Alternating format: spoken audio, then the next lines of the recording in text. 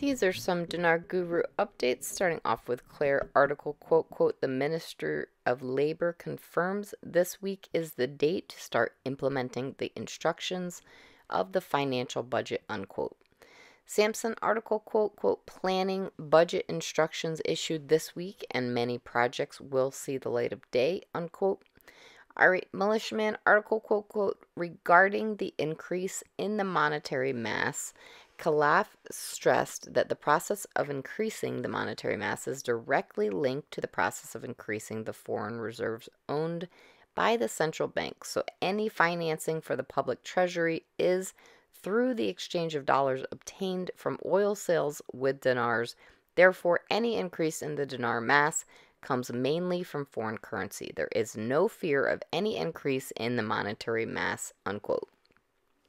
Militiaman says, there we have it. The central bank is not going to increase the monetary mass.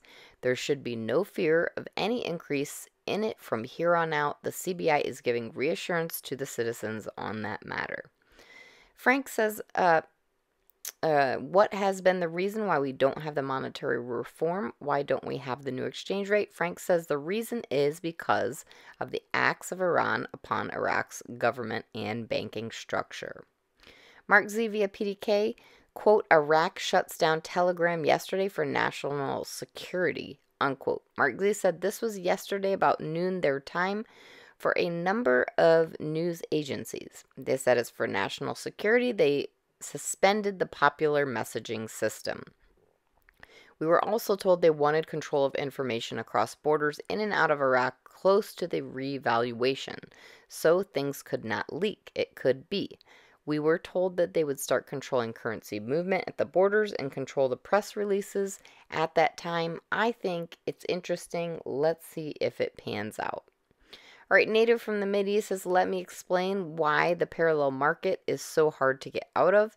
If you live in Iraq and say $1,000, if you go to the bank, you go in an exchange office, they will change your dollar for $13.20, $13.10 plus some fees. You lose a lot of money. If you go to the parallel market, you can be in the street changing money without license, without anything.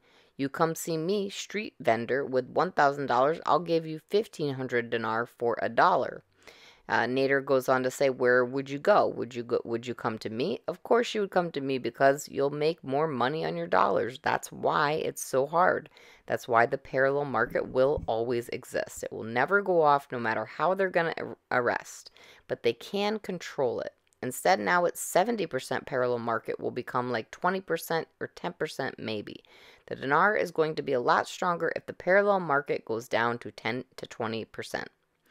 All right, and Northday says they already have 132 tons of gold. Now they're coming in with another 50 tons per year.